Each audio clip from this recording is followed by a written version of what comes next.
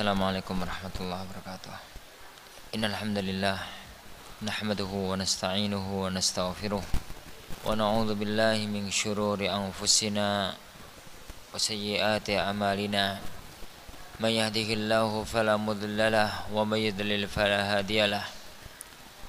Asyhadu an la ilaha illallah wahdahu la syarikalah wa asyhadu anna Muhammadan abduhu wa rasuluh. Allahumma salli wa sallim wa barik ala nabiyyina Muhammadin wa ala alihi wa ashabihi wa man sara ala nahjihi ila yaumiddin. Amma ba'd. Ayyuhal ikhwah wal akhwat, jamaah kaum muslimin wal muslimah yang dimuliakan oleh Allah Subhanahu wa taala, melanjutkan pada apa yang telah kita bahas pada pertemuan yang lalu, bahwasanya seorang penuntut ilmu syar'i hendaknya mewaspadai setiap pujian yang sampai kepada dirinya. Apabila ada orang yang memuji dia, maka hendaknya dia mampu mensikapi pujian itu dengan tepat, karena pujian bisa jadi menjadikan seseorang itu semakin terdorong untuk berbuat baik. Pujian orang kepada dia akan menjadikan dia terdorong ini untuk menggapai apa yang diprasangkakan orang kepada dia. Tapi bisa jadi kalau tidak salah atau tidak benar dalam menempatkan posisi, pujian itu malah akan menjadikan penghalang bagi seseorang dalam menggapai jalan kebaikan. Dimana kalau memang dia sudah merasa bahwasanya dia di hadapan orang sebagai orang baik, maka dia tidak mampu untuk menjaga dirinya, sehingga akhirnya dia menjadi orang yang sombong, tidak mau untuk menerima nasihat. Kita lanjutkan sekarang. Wa'audan ala bad'in yuqaluha huna. Kembali pada awal pembahasan, dikatakan dalam permasalahan ini, yaitu bagaimana seorang siswa, seorang penuntut ilmu bermuamalah, berinteraksi dengan dirinya sendiri. Inna minal umuri allati tu'inul 'abda ala ma'rifati taqsirihi wa khata'ih. Sungguhnya di antara perkara yang menolong, membantu seorang hamba dalam mengetahui kekurangan dan kesalahannya adalah talabun nushi minal akharin. Dia itu meminta nasihat dari orang lain. Wa bi khassah, terutama mimman ya'rifunahu ma'rifatan khassah, orang-orang yang benar-benar mengetahui kondisi dia. Wa hum ala janibin minal ilmi wat tuqa, dan mereka sendiri adalah orang yang punya ilmu dan ketakwaan. Fa inna nusha ula, karena nasihatnya orang-orang semacam itu, min anfa'in nushi lahu, termasuk di antara nasihat yang paling manfaat, biiznillah, li'ilmihim wa ma'rifatihim bihi, karena ilmu mereka dan karena pengetahuan mereka dengan kondisi orang tersebut. Manusia ya ikhwan, salah satu di antara tabiat seorang manusia itu cermat terhadap orang dan kurang cermat kepada dirinya sendiri. Orang itu lebih mengetahui kesalahan yang dilakukan oleh orang daripada kesalahan yang dilakukan oleh dia sendiri. Oleh karena itu dikatakan dahulu, dan hadis ini dan kalimat ini diriwayatkan secara marfu' kepada Rasulullah sallallahu alaihi wasallam, al-mu'min mir'atu akhih. Seorang mukmin itu adalah kaca bagi saudaranya. Maksudnya, seseorang itu kalau dia disuruh untuk melihat hidungnya sendiri, dia nggak akan mampu. Kalau dia disuruh untuk melihat dahinya sendiri, dia nggak akan mampu. Kalau dia disuruh untuk melihat giginya sendiri, dia nggak akan mampu. Giginya sekuning apapun, dahinya sebelepotan apapun, hidungnya kayak bentuknya kayak bagaimanapun, dia nggak akan tahu. Dia baru tahu kalau kapan Ewan? Kalau di depan cermin. Dia baru tahu kalau di depan cermin. Baik cermin model kuno di air maksudnya, bercermin pada air, atau cermin model yang sekarang cermin pakai kaca. Tatkala orang itu melihat dirinya di hadapan cermin, baru ketahuan ternyata giginya kuning kayak emas. Baru ketahuan ternyata hidungnya jadi modelnya semacam itu. Ternyata dahinya belepotan ini belepotan itu. Begitu juga dengan kebanyakan manusia. Rata-rata manusia semacam itu. Bahwasanya seorang itu jarang untuk mampu mengetahui siapa dia, apa yang kurang dari dia, dan bagaimana seharusnya dia berbuat. Dia butuh orang lain.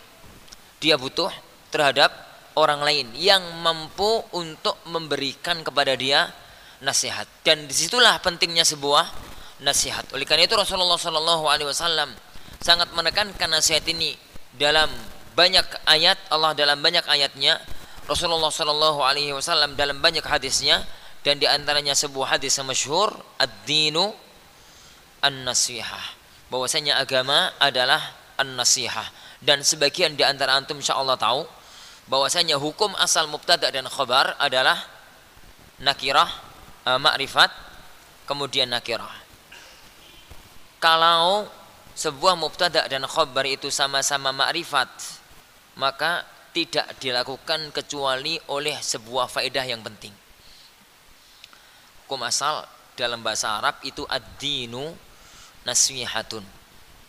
Tapi di sini Rasulullah mengatakan ad-dinu an-nasihah.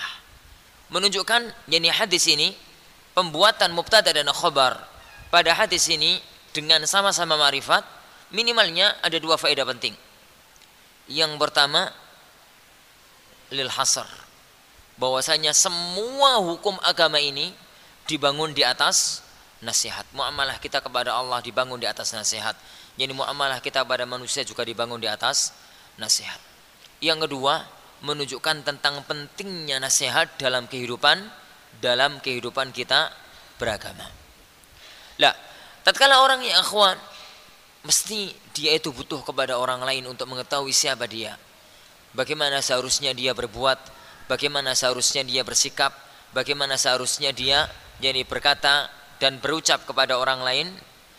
Maka butuh seorang penuntut ilmu, apa yang disebutkan oleh Syekh di sini, meminta nasihat kepada orang lain, meminta nasihat kepada orang lain.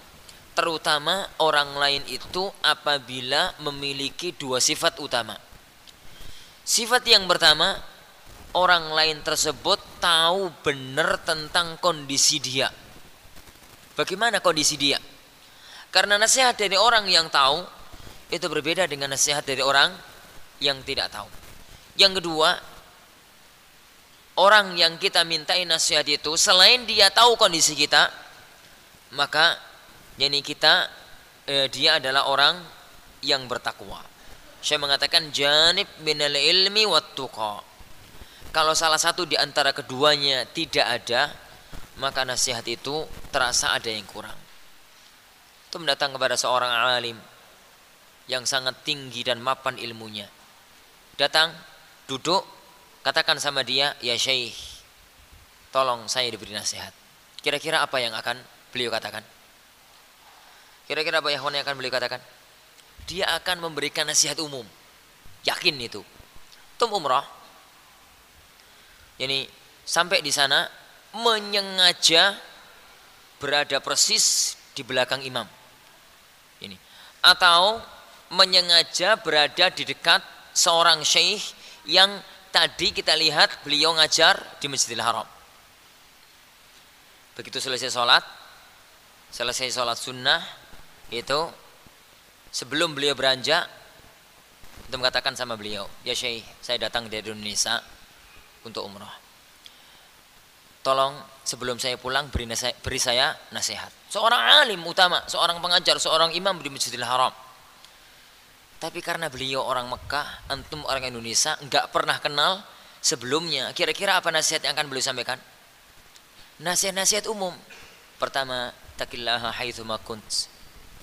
Yang kedua, ya akhi, nasihat-nasihat umum. Yang itu biasanya disampaikan dalam kajian-kajian dan dalam ceramah-ceramah. Itu aja. Begitu juga para ikhwah, apabila seseorang itu mengetahui kondisi Anda, tapi dia nggak punya ilmu, dia nggak punya ketakwaan, saya khawatir nasihatnya malah salah. Sebuah nasihat itu akan pas apabila ini dibangun di atas dua, di atas ilm wa tuqa, di atas pengetahuan orang tersebut terhadap siapa Anda, dan di atas ketakwaan dia kepada Allah Subhanahu wa ta'ala. Oleh karena itu, kalau antum cermati nasihat-nasihatnya Rasulullah sallallahu alaihi wasallam, apabila beliau ditanya tentang satu pertanyaan, jawabannya itu bisa beragam dan bermacam-macam. Rasulullah sallallahu alaihi wasallam dalam Sahih Bukhari misalkan di Kitabul Iman sering ada pertanyaan mirip, ayyul islami a'zam, ayyul islami afdal, ayyul amali khair. Kalimat-kalimat senada dan intinya sama. Ya Rasulullah, amal apa dalam agama kita yang paling mulia? Tapi jawaban Rasulullah berbeda-beda. Tatkala ditanya oleh fulan, beliau menjawab ini.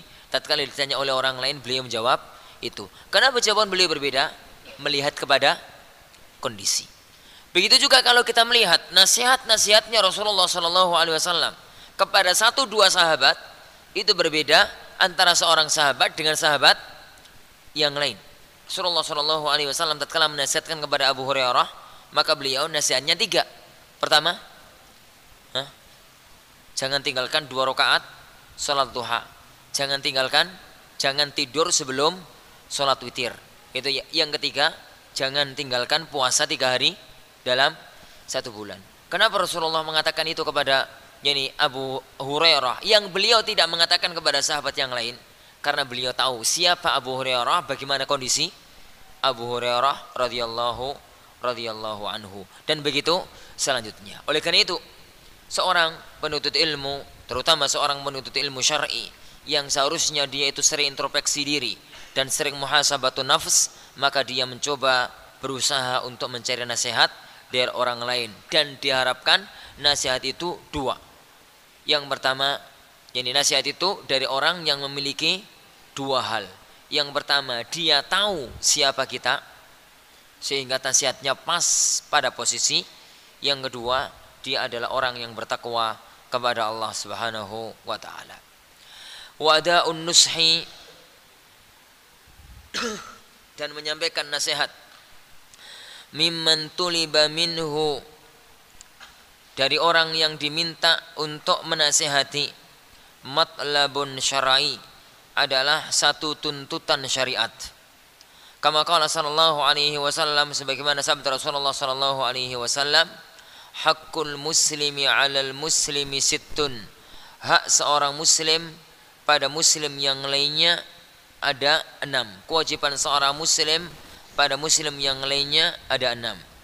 Wa dzakara minha, dan Rasulullah menyebutkan di antaranya, wa idzastansahaka fansah lahu, apabila seseorang muslim itu minta nasihat kepadamu, maka nasihatilah dia.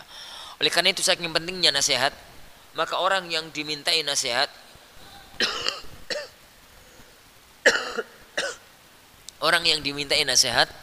wajib untuk memberi nasihat. Dan orang yang dimintai nasihat, hendaknya dia itu menyampaikan nasihat yang terbaik yang bisa dia sampaikan kepada orang tadi, melihat kepada kondisi dan melihat kepada siapa, jadi orang yang minta nasihat tersebut. Wa minal umur, dan di antara perkara, allati tu'inu ala muhasabatin nafsi, yang membantu seorang penuntut ilmu dalam introspeksi diri, dalam dia itu menghitung-hitung dirinya, wa tafakkutiha, dan dia itu memeriksa pada dirinya sendiri, akhdhul ibarati wal istifadati min akhta'il akharin, mengambil ibrah, mengambil faidah dari kesalahan orang lain. Wadzalika, demikian itu, bima'rifatil asbabil jalibah lil khata', mengetahui sebab yang bisa menjadikan orang itu salah, alladzi waqa'u fih, yang mereka terjerumus padanya. Fa in kana qariban minhu taqah, apabila sebab yang menjerumuskan orang lain dalam kesalahan itu ternyata juga dekat dengan dia, maka dia segera menghindarinya. Wa in kana ba'idan, dan apabila jauh dari dia, akhadha bijanibil hadari, maka dia berhati-hati terhadap perkara tersebut. Hatta la yaqa'a kama waqa'u, sehingga tidak terjerumus ke dalam apa yang mereka telah terjerumus darinya. Di antara perkara penting yang tetap kembali kepada kaidah al-mu'min mir'atu akhi. Seorang mukmin itu adalah cermin bagi saudaranya. Dia hendaknya melihat ibrah dari kejadian yang menimpa orang lain. Dan ini sering sekali disampaikan oleh Rasulullah sallallahu alaihi wasallam, dan sebelumnya disampaikan oleh Allah Subhanahu wa taala kepada kita.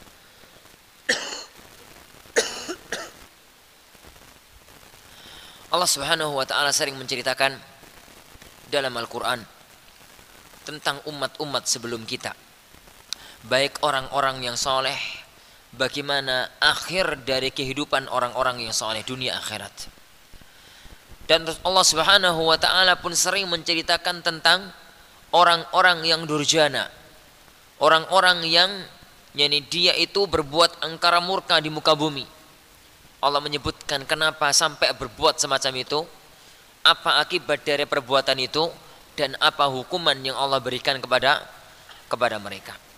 Kisah-kisah itu bukan hanya sekedar untuk kisah, tapi kisah itu adalah untuk diambil ibrah, diambil pelajaran berharga, bagaimana kita mensikapi apa yang telah terjadi kepada mereka. Karena sunnatullah hidup di muka bumi ini tidak akan jauh dari apa yang telah berlalu.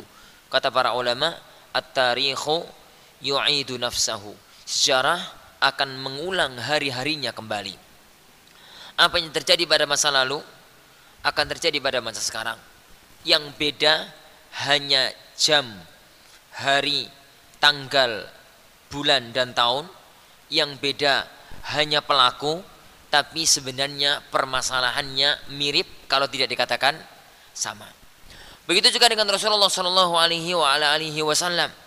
Kita lihat bagaimana Rasulullah sallallahu alaihi wasallam sering menceritakan umat-umat sebelum kita, bagaimana orang-orang yang sebelum kita melakukan perbuatan-perbuatan baik, kemudian mereka mendapatkan kebaikan, dan bagaimana mereka melakukan perbuatan-perbuatan jelek sehingga mereka mendapatkan balasan yang berharga dari Allah Subhanahu wa taala. Oleh karena itu dalam beberapa ayat Allah Subhanahu wa taala sering mengatakan, "Qul siru fil ard fanzuru kaifa kana aqibatul mukadzibin." Katakan wahai Muhammad kepada mereka, berjalanlah kalian di muka bumi dan lihatlah bagaimana akibat dari orang-orang yang mendustakan. Oleh karena itu saya mengatakan di antara perkara penting untuk seorang penuntut ilmu itu bisa muhasabatun nafs, bisa untuk introspeksi dirinya, mengetahui tentang dirinya, memeriksa tentang dirinya, adalah mengambil pelajaran dari kesalahan yang dilakukan oleh orang lain. Dilihat kenapa si fulan kok sampai terjerumus ke dalam perbuatan tersebut.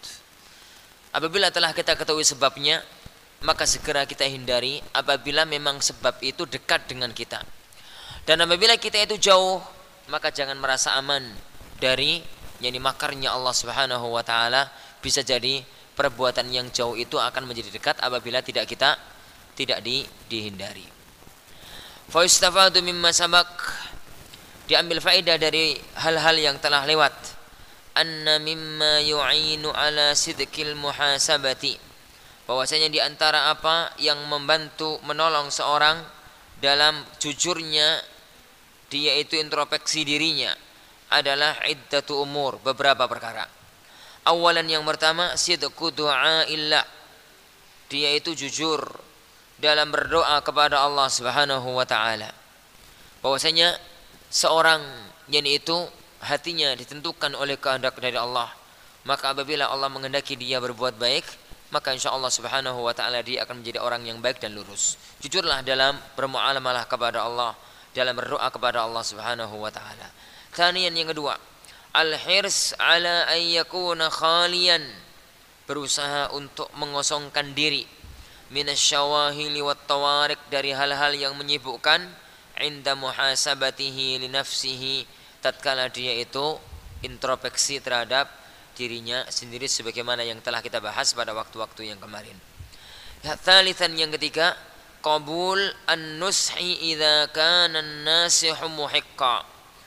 Menerima nasihat dari orang apabila yang memberi nasihat itu memang benar dalam nasihatnya. Rabi'an, dan yang keempat, talabun nushi min ahlil ilmi wassalah. Minta nasihat dari orang yang punya ilmu dan orang yang baik. Wa hunaka asbabun ukhra, dan di sana ada sebab-sebab yang lain. Wala'alla ma sabaqa yakfi fi idahil maqsud. Yani barangkali yang telah lewat cukup dalam menjabarkan, menjelaskan apa yang dimaksudkan. Walil faedah, dan untuk sebagai sebuah faedah, yujadu kitabun bi'unwan, ada sebuah kitab dengan judul Muhasabatun Nafs, introspeksi diri, lil Hafidh Ibnu Abi Dunya, tulisan al-Imamul Hafidh Ibnu Abi Dunya. Dzakara fihi atharan nafi'ah, beliau menyebutkan beberapa athar yang bermanfaat fi hadzal bab, dalam bab ini.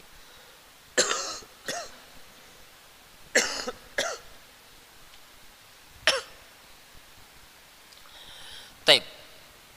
Ayolah ikhwatiddin azani Allah wa iyyakum. Kita masuk pada bab berikutnya. Talibul ilmi fil masjid.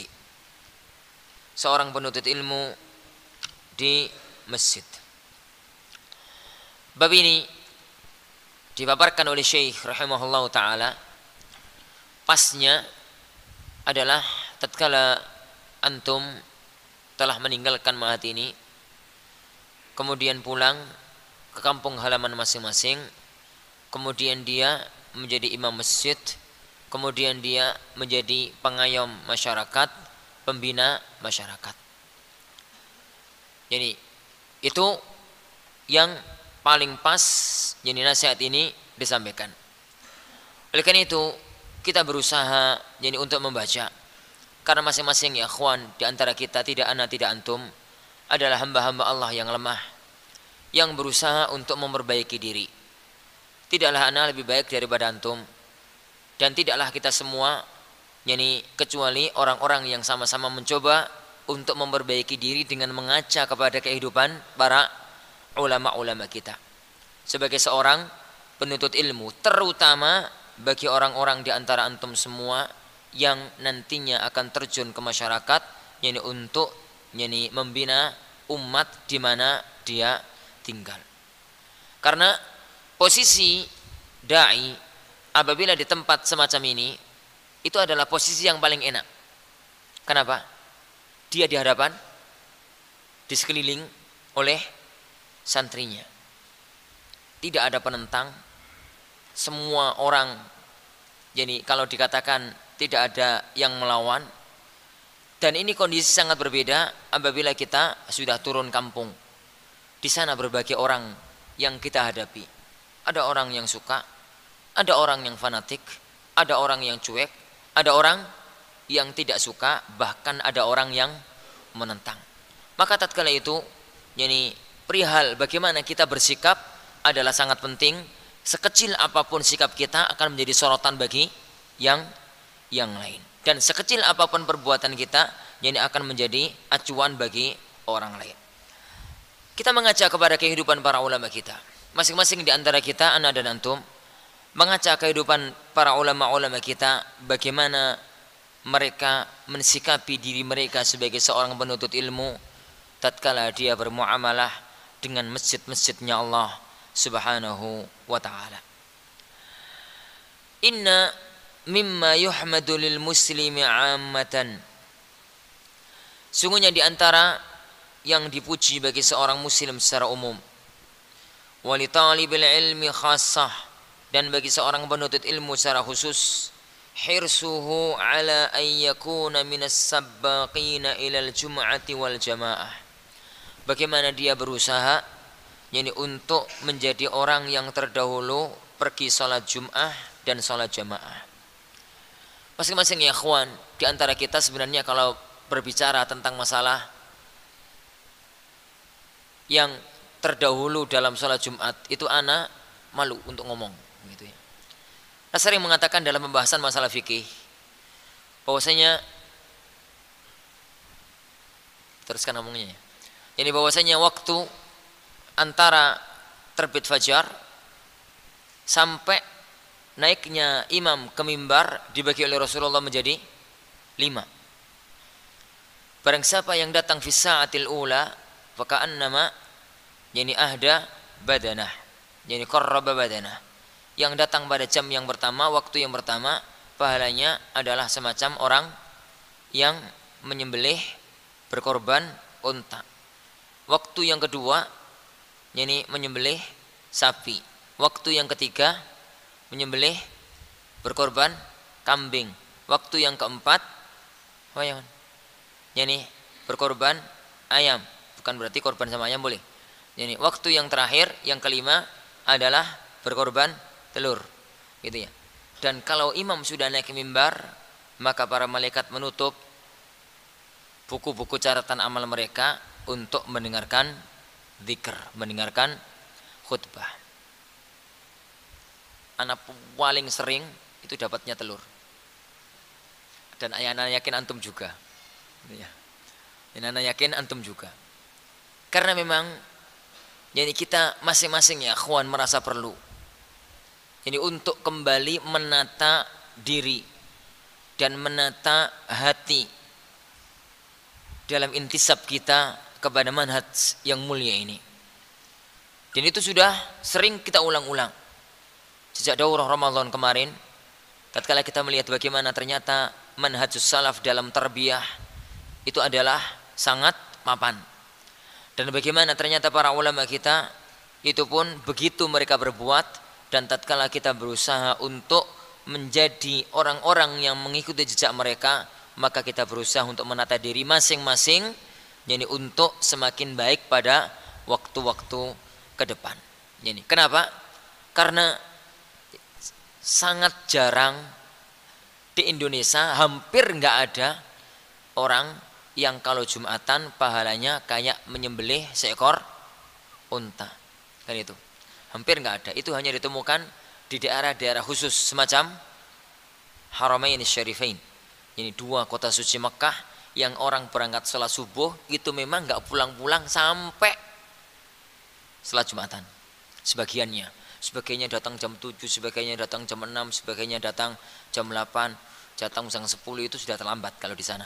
Gitu ya. Di sini jam 10 dulinan nekeran. Nah, ya. Sebagian ikhwah dulinan nekeran, kalau anak masih ribet urusan rumah gitu ya. Dan masih yang lainnya. Tapi ya ikhwan, jadi kita baca ini adalah introspeksi anak untuk diri anak sendiri dan introspeksi antum untuk diri antum. Masing-masing kita mengajak kepada kehidupan salafun saleh untuk menata kehidupan kepada yang lebih baik. Baik. Wal jamaah, begitu juga dengan berusaha untuk dahulu dalam salat berjamaah. Wal muhafadzah 'ala shaffil awal, dan menjaga yani berusaha yani untuk berada di shaf yang pertama. Wa yata'akkadu hadza, dan ini semakin kuat yani hadzal hirs, dan kesungguhan ini semakin menguat fi talibil ilmi, di dalam seorang penuntut ilmu, likaunihi qudwatan lil akhirin, karena dia akan menjadi suri tauladan bagi orang lain, hatta yutabiku fi'luhu qaulah, sampai sehingga perbuatan dia yani menjadi cocok dengan ucapan dia. Kalau di Indonesia ya ikhwan, jadi kalau didekatkan dengan kondisi Indonesia, jangan sampai kalau antum berada di tengah masyarakat, kemudian tidak hadir dalam sholat jamaah, itu minimal ya akhwat, itu minimal.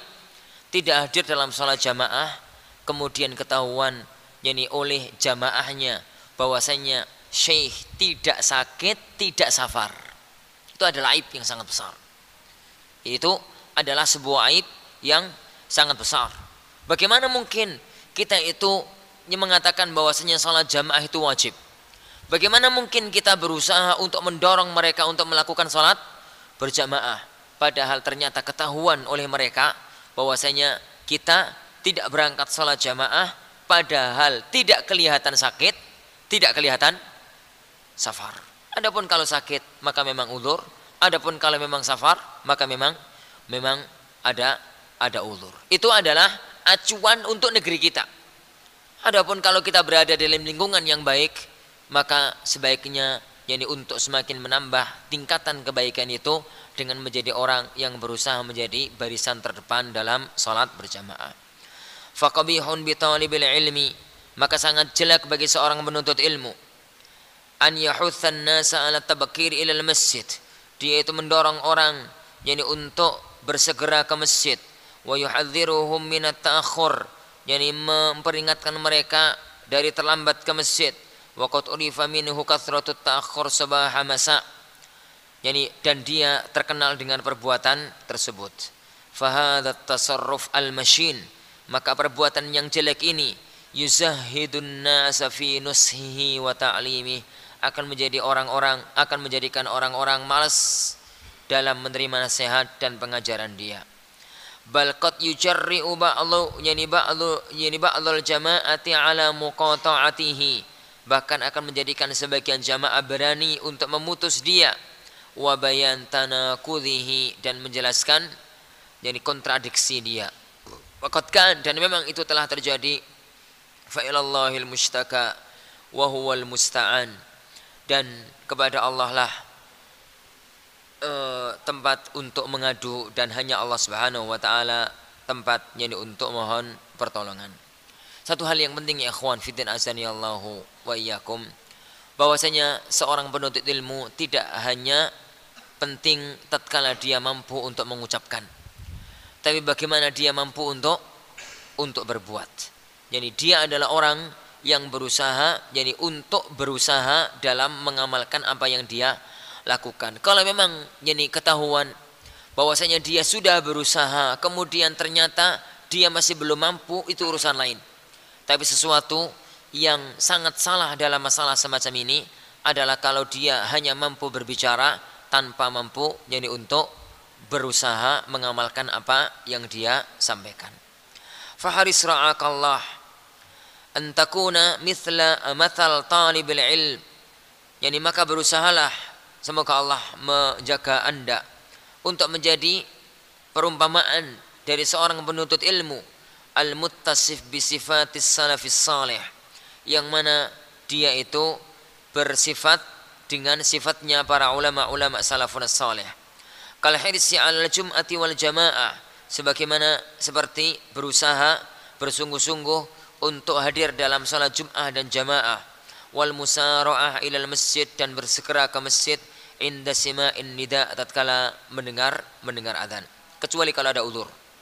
Kana Yahya ibnul Qattan, adalah Yahya ibnul Qattan, idza dzakara al-A'mash, apabila dia menyebut al-A'mash, al-Imam A'mash rahimahullah, qal, dia mengatakan kana minan nusaq, dia adalah di antara ahli ibadah, wa kana muhafizan ala salati, dan dia sangat menjaga salatnya, fi jama'atin, dalam selalu berjamaah, wa ala safil awal, dan pada saf yang pertama, wa huwa 'allamatul Islam, dan dia adalah seorang alim di dalam agama Islam.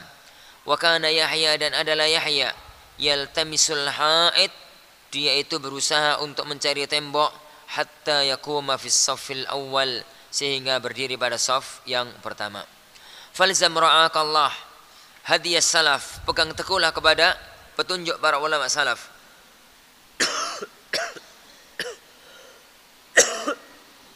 Waqra' siyarahum, dan bacalah kehidupan mereka. Litaral hirsa ala fi'lil khairat, sehingga engkau mengetahui bagaimana kesungguhan dalam berbuat kebaikan, wa tarkil munkarat, dan meninggalkan berbuat mungkar. Wa ilaika ba'du atharihim ala sabilil mithal. Dan mari kita baca bersama-sama para ikhwah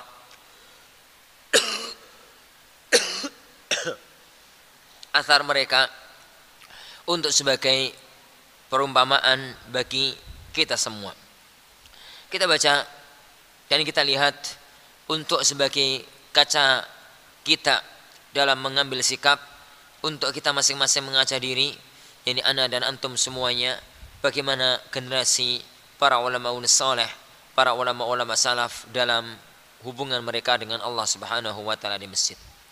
Qala Waqi' ibnul Jarrah, berkata Waqi' yani ibnul Jarrah rahimahullah, kana al-A'mash, adalah A'mash qariban min 70 sanah, sekitar 70 tahunan. Lam tafuthu takbiratul ula, dia ini tidak pernah ketinggalan takbiratul ihram. Maksud dari tidak ketinggalan takbiratul ihram adalah tatkala imam takbiratul ihram dia sudah ada di masjid. Itu mana? Jadi lam tafuthu takbiratul ula. A'mash seorang ahli hadis ternama di zamannya. Gurunya al-Imam Waqi' ibnul Jarrah, dan Waqi' ibnul Jarrah adalah gurunya Imam Syafi'i rahimahullahu ta'ala. Wa qala al-Qadhi Taqiyuddin Sulaiman, berkata Qadhi Taqiyuddin Sulaiman, lam usallil faridata qat mufradan, saya tidak pernah salat fardu sekalipun sendirian. Ini akhwan harus kita bawa kalau tidak ada udzur. Otomatis gitu ya, orang pernah sakit, orang pernah safar, orang pernah apa gitu. Dan ini dimaksud oleh beliau, saya yakin adalah kalau tidak ada udzur. Semua orang hidup di alam dunia ini mesti ada udzur. Rasulullah SAW saja sendiri pernah sholat sendirian pada waktu ada udzur, kan begitu. Pada waktu ada udzur. Illa marratain, kecuali 2 kali. Wa ka'anni lam usalliha qat. Lihat bagaimana para ulama salaf kita sangat menyesali apa yang terlewatkan dari kebaikan yang tidak pernah bisa yani untuk dia kerjakan kembali. Kecuali 2 kali saya lakukan yani sholat fardu itu sendirian tanpa udzur, jadi seakan-akan saya belum pernah sholat 2 sholat tersebut yang dilakukan tanpa sholat berjamaah. Wa qala Muhammad ibnu Samma'ah, makattu 40 sanah, saya tinggal 40 tahun. Lam tafutni takbiratul ula, tidak pernah lewat dariku takbir yang pertama. Illa yauman wahidan, kecuali 1 hari. Matat fihi ummi, tatkala itu ibuku meninggal dunia. Fafatani salatun wahidatun jama'atan, saat itulah saya tidak melakukan salat dengan berjamaah. Wa fi tarjamati Ibrahim ibni Maimun as-Sa'ih, qala anhu Ibnu Ma'in, berkata tentang al-Imam Ibrahim Ibnu Ma'in rahimahullah, kana idza rafa'a al-mitraqata, adalah beliau apabila telah mengangkat palu, fasami'an nida, lalu dia mendengar azan, lam yaruddaha, dia tidak mengembalikannya. Wa fi tarjamati Sa'id ibn al-Musayyib, dan dalam terjemahnya biografinya Sa'id ibn al-Musayyib, manudiya bis salati min 40 sanah, tidak pernah dikumandangkan azan untuk memanggil salat selama 40 tahun. Illa wa Sa'idun fil masjid, kecuali Sa'id berada di dalam masjid. Wa kana al-Aswad idza hadaratis salatu, dan adalah al-Aswad apabila hadir waktu salat, ana khaba'irahu, maka dia segera menambatkan untanya, walau ala hajar, meskipun di atas batu.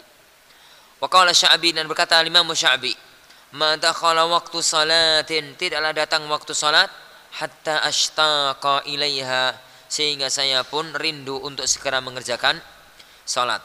Wa qala aidan, dan beliau juga mengatakan, ma uqimatis salatu mundu aslamtu illa wa ana ala wudu, tidaklah didirikan salat, yani sejak saya masuk Islam, illa wa ana ala wudu, kecuali saya selalu dalam kondisi punya wudu.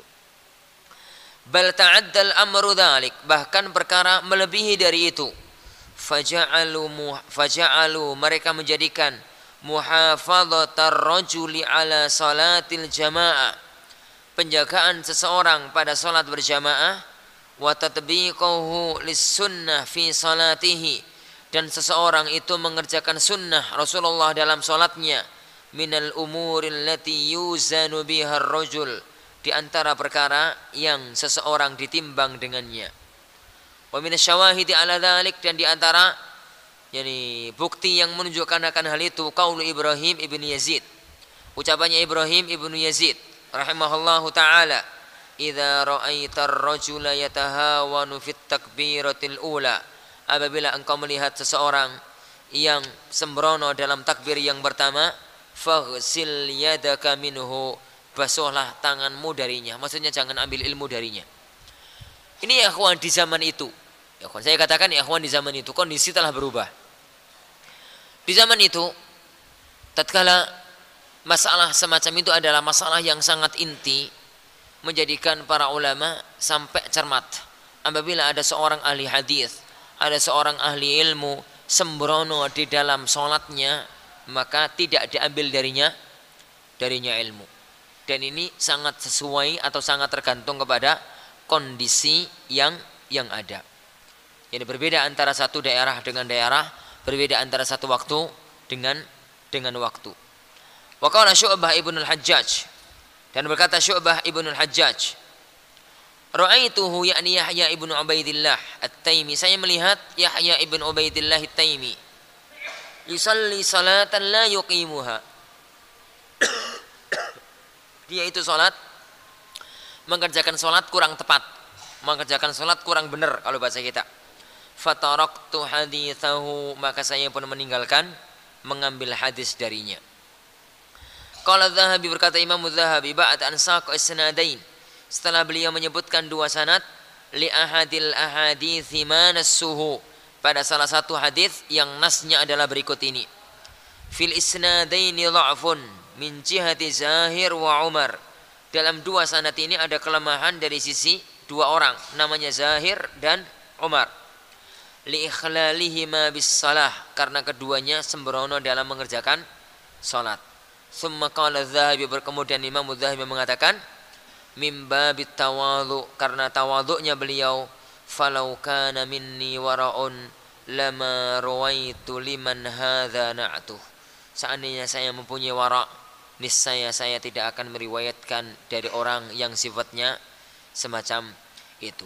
Dan begitu memang, jadi sampai tingkat semacam itu kesungguhan para ulama kita, sampai menjadikan salatnya seseorang acuan apakah orang tersebut bisa diambil ilmu atau tidak. Oleh karena itu para ikhwatin azani Allah wa iyyakum, minimalnya untuk negeri kita, yang jangankan dalam masalah tabkir untuk sholat, dalam masalah menjaga sholat jamaah saja merupakan perkara yang berat, terutama kalau di kampung. Karena mazhab yang menyebar di negeri kita, sholat jamaah itu hukumnya apa? Mazhab yang menyebar di negeri kita ya kawan? Sunnah. Mentok-mentoknya fardu kifayah dalam fikih mazhab Syafi'i. Karena dalam fikih mazhab Syafi'i ya, jadi hukum sholat berjamaah dua. Sebagian pendapat dalam ulama Syafi'i yang mengatakan sunnah muakkadah, dan sebagian pendapat mengatakan fardu kifayah. Berangkat dari pemahaman ini yang menyebar di tengah-tengah negeri kita, maka orang itu sudah dianggap baik di negeri kita jika kalau sholat nggak ninggalkan sholat, entah sholatnya di rumah atau di masjid. Itu pandangan umum masyarakat kita. Pokoknya orang itu jaga sholat itu sudah bagus di negeri kita. Oleh karena itu para ikhwatin azani Allah wa iyyakum, kita mengaca kepada negeri kita. Kita mengaca kepada negeri kita. Dalam kondisi masyarakat yang semacam ini, maka kita butuh lompatan untuk sampai pada tatarannya Syekh, karena Syekh berbicara di Saudi. Jadi karena Syekh berbicara di Saudi, yang mana mazhab para ulama di Saudi dan mazhab rata-rata orang-orang di sana, sholat jamaah itu wajib. Sehingga kalau mereka sudah menganggap sholat jamaah itu wajib, penekanan ditingkatkan menjadi bersegera untuk mendapatkan soft yang pertama. Negeri kita tingkatkan di bawahnya. Kok tingkatkan di bawahnya? Turunkan satu level di bawah. Tatkala pendapat kebanyakan masyarakat itu yang penting sholat, itu, maka yang ditekankan pertama kali bukan yang ditekankan oleh Syekh. Yang ditekankan adalah apa? Bagaimana sholat itu selalu di masjid berjamaah. Yang ditekankan ini adalah itu, bagaimana sholat itu menjadi wajib, menjadi dilakukan berjamaah. Dan saya lihat para ikhwah, untuk tipe negeri kita tidak ada cara yang paling pas digunakan sebagai senjata untuk menjadikan orang rajin sholat berjamaah di masjid kecuali satu. Apa itu? Antum mengatakan bahwasanya sholat jamaah itu enggak sunnah, tapi fardhu ain, wajib. Coba gimana mazhab yang kita kuatkan? Kalau enggak semacam itu, orang Indonesia itu enggak terlalu senang masuk surga dan enggak terlalu takut masuk neraka. Ini kalau hanya anjuran itu berat. Hanya anjuran, ini itu berat. Tapi satu hal yang penting bagi seorang imam, bagi seorang syekh, bagi seorang kiai, bagi seorang tokoh, bagi seorang penuntut ilmu yang dijadikan acuan oleh masyarakatnya, maka hendaknya jangan sampai dia itu tidak menjadikan atau tidak sholat berjamaah di masjid. Kenapa? Pertama, karena memang itu hukumnya adalah wajib dalam madhab yang sahih. Yang kedua, itu akan menjadi acuan bagi masyarakatnya, apakah yang diucapkan oleh gurunya tersebut yang sesuai dengan apa yang dia amalkan, ataukah ucapan hanya sekedar ucapan. Wallahu a'lam. Wa bikulli hal, kata beliau, yani fatabkiru talibil ilmi ilal masjid, maka bersegeranya seorang penuntut ilmu ke masjid, wa hirsihi ala dzalik, dan dia berusaha untuk melakukan itu, yata'adda atharuhu ilal musallin, pengaruhnya akan sampai kepada orang-orang yang salat, li'anna ta'thirul qudwatil fi'li, karena pengaruh jadi panutan perbuatan, qad yakunu ablagh min ta'thirihil qawli, akan lebih dalam daripada pengaruh yang berupa ucapan. Insyaallah subhanahu wa ta'ala ini yang bisa kita sampaikan pada pertemuan kita kali ini. Insyaallah kita teruskan pada pertemuan-pertemuan berikutnya ini pada materi yang lain. Bagaimana cara menasihati orang yang pecandu rokok? Harus mulai dari mana? Anak sangat melihat kepada kondisi pecandu rokoknya sampai tingkatan apa. Jadi sangat tergantung kepada kondisi pecandu rokoknya tersebut. Apabila pecandu rokoknya itu orang yang bisa diajak, jadi untuk merenung, bisa diajak jadi untuk berpikir, untuk menghayati hakikat diri, maka orang semacam dia, jadi orang semacam dia sangat berbeda dengan orang yang sudah tahu kalau memang merokok itu adalah perbuatan yang membahayakan fisik, membahayakan badan, tapi dia tetap melakukannya. Yang penting, jadi antum melihat orang yang ada di hadapan antum, dan dari kita melihat dia, maka kita akan tahu dari sisi mana kita bisa masuk kepada jadi orang tersebut. Adapun nasihat-nasihat secara umum yang ada dan kitab-kitab para ulama tentang masalah ini adalah sangat jadi panjang dan lebar. Wallahu alam. Sudah isya. Insyaallah subhanahu wa taala kita akhiri. Subhanakallahumma wa bihamdik, asyhadu an la ilaha illa anta, astaghfiruka wa atubu ilaik. Wassallallahu wasallama baraka ala nabiyina Muhammad. Assalamualaikum warahmatullahi wabarakatuh.